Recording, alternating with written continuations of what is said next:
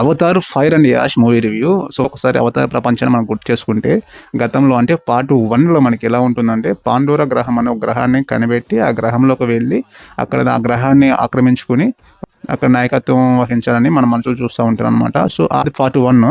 Place మొత్తం నాశనం అయిన తర్వాత వీళ్ళు ఇక్కడ నుంచి వేరే తెగ దగ్గరికి వెళ్ళి వస్తూ ఉన్న టైంలో మళ్ళీ మనుషులు ఒక దాడి చేస్తున్నప్పుడు మన జయకు వాళ్ళ ఫ్యామిలీని ఎలా కాపాడున్నాడు ఏంటి అనేది పార్ట్ 2లో చూపించారు. సేమ్ యాజ్ యూజువల్గా పార్ట్ 3లో కూడా వాళ్ళ ఫ్యామిలీని కాపాడుకోవడం ఇలా కలిసి ఉండాలి అని చెప్పి స్టోరీతో వచ్చింది. ఈ మూవీలో స్టోరీ అయితే అంతగా ఏం లేదు, కానీ మనకి ఏంటంటే సీన్లు కొన్ని అక్కడక్కడ బాగుంటాయి. నేనేం చెప్తానంటే ఈ మూవీని అయితే వాచ్ చేయొచ్చు.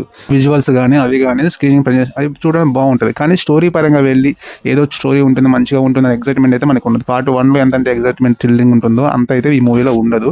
జస్ట్ వెళ్ళి వాచ్ చేసి రావచ్చు అనమాట. అది కూడా 3 hours మధ్యలో స్లోగా వెళ్తుంది, ఏదో జరుగుతూ ఉంటుంది. సో మూవీ అయితే నాకు తెలిసినంత వరకు ఒకసారి అయితే వాచ్ చేయొచ్చు.